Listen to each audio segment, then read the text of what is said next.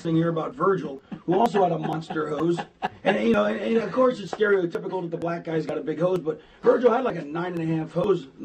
But I talked to Virgil one day. I said, so, you know, because it's got to, like, honestly, at that point when it's that large, it really can't be that good. Because, like, I guess Virgil said he's had sex with about 150 people, and only like 2 was he able to get it all the way in. Like, you know, it probably hit him in the pancreas. Virgil said he had sex with 150? Well, let's just take that's not true. Let's Let's take. I go in the shower room one night. He's got this thing all soaked up, and he's got 2 hands that's going around and around like a whirlybird. And I said, "Well, you might as well play with yourself. You can't do anything else with it." Yeah, it's too big. He said, "I mean, you're going to stab somebody's colon." Let's see. What about this? Now, see, this is no way this is true here.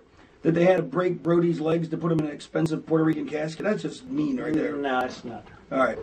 Curry Von Erich really had his foot amputated because he thought he could walk across a room on his just surgically repaired foot for a cheeseburger, thus crushing it. Well, who writes this stuff? All right, let's keep moving. This is NWA World Champion Gene Kaninsky bought Kevin Von Erich a hooker in Vegas when Kevin was 12. That's possible. Could be true because Kaninsky, of course, was Canadian, and Canadians see the sexual thing a lot different than the Americans do. You know. And he probably got it for Canadian money, so it's cheaper. If it was Kaninsky, probably yes, yeah. Or he let him hold the belt or something, you know, or said, "Honey, you want to strap it on?" Hey, what happened to Kaninsky's kid? He never really hit it big, did he? No. There was 2 of those boys. Were they good workers, or? They weren't bad. They weren't bad at all. Gosh, one of them was named Kelly. Kelly, right? Was that the blonde? The blonde, yeah, I think so, yeah. I really don't know what happened. There was rumors there. Rumors, just rumors. All right. A coked up Kevin and Kerry. Now, these are just rumors, so don't blame me. And I didn't write them, Feinstein. I didn't write them. All right. Where'd you get these anyway? They're off the internet. Oh, well, that'd have to be true then. Yeah. It's a reputable site. Yeah, every 12-year-old kid goes on there and writes that stuff. Yes. The coked up Kevin and Kerry were once playing with a saw blade in the back alley at the Sportatorium. Kerry saw a cat, threw the saw blade at the cat, killing it.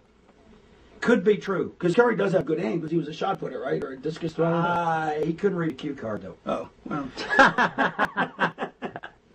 How about this? I mean, he was just a good guy that would be around, just a pleasant person, and girls just flocked to him. I mean, he was just jacked to the gills. Girls just loved him for some reason, and he just a sweetheart of a person. But if you took him into an interview room and you said, "Okay, now Kerry, you're wrestling the Honky Tonk Man Friday night at the Richfield Coliseum in Cleveland, Ohio." Okay, you ready? 3, 2, 1, go, Kerry. Where'd you say that was? Okay, Kerry, it's the Richfield Coliseum in Cleveland, Ohio. It's you and the Honky Tonk Man. Okay. Yeah, I'm in Dallas on Friday. No, it's Cleveland, Kerry. This went on for, it was like, okay, awesome. I'm going to go have lunch. I'll be back.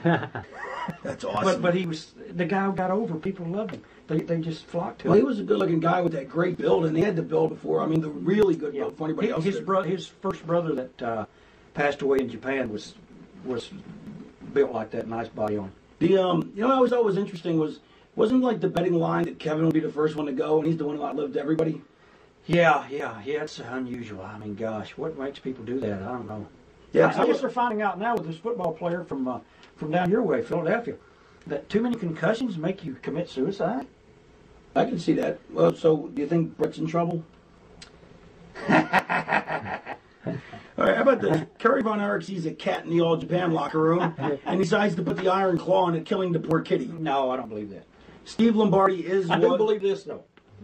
I was in Japan, and I was with Killer Tim Brooks. I left Japan, Puerto Rico. I'd been there for a year. Went to Japan for 6 weeks for Baba, and the Funks were there, and Bruiser Brody, and Killer Brooks, and Haku, and Tiger Chun-Li, and anyway, the Briscoe, Jack Briscoe. And so I asked Killer Brooks, I'm sitting on the bus one day, we're driving on these 10-hour trips, and I'm thinking, I've got to have a place to work when I leave Japan. I said, how's that Dallas area with the Von Erichs? He says, so I'm thinking, okay, it's the claw, right? You're going to lose to the claw because the Von Erich's kids use it and their dad use it. I said, I got no problem with the claw. He said, no, it's that much or less a week. So it was that much, 500 or less a week. That's Killer Brooks told me, so I never went to Texas. My only Killer Brooks story, and I think I only met the man once, but my only story is, one time when I was in Portland, I guess the Grappler spent a lot of time with in Texas with him, and the Grappler was kind of like a mentor to me in Portland. And we pull off on the side of the road to piss. We're drinking a 12-pack and a ride back from the town. And all of a sudden, piss comes flying over the car. And that's pretty fucking powerful. Piss. I'm like, holy crap, barely fucking. It actually hit me. But in this story, it didn't actually hit me. I literally dodged it. And I'm like, how the fuck can you piss like that? And apparently, Killer Tim Brooks had some secret technique he showed him to fucking enable your urine to fly tremendous distances. I don't know how you could pinch. Yeah, something about pinching it off. Yeah. With that much pressure that didn't blow out your backside. Yeah. But there was another fellow that did that. I heard the Brooks stories, and a Cuban assassin from Calgary. And as opposed to Fidel Sierra. David. Yeah, as opposed to him. The real Cuban assassin. Anyway, he'd better move back. Why? Cuban's outside pissing. Here you go. It's an interesting skill set. Yeah. Not one to try at home. At least don't let your mom and dad catch you. All right. Steve Lombardi is/was Pat Patterson's secret lover. That's another rumor here. I don't know. That's rumors. Rumors. All right. R&R Express walking on Jimmy Valiant, laying on the floor, jerking off under a glass table that a hooker is shitting on. Ricky throws up and leaves while Robert stays to watch. That sounds entirely plausible. I can't see Ricky leaving, though. Yeah, it's true, too. All right, let's see.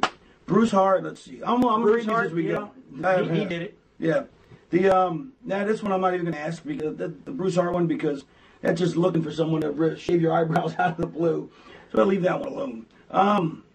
Dusty Rhodes got Baby Doll fired, parentheses, or something. Well, that's quotation marks, never mind. Parentheses, or something, because he was pissed off that she married near jobber Sam Houston instead of him. Well, that's actually close, but it's not that she married him instead of him, but because that he was underneath guy and she was like on top, and I guess, because Dusty even told me that, I guess that that's why she got fired, was because... Because she started messing around with Sam? Yeah, because she was managing the top guys, yeah. Right.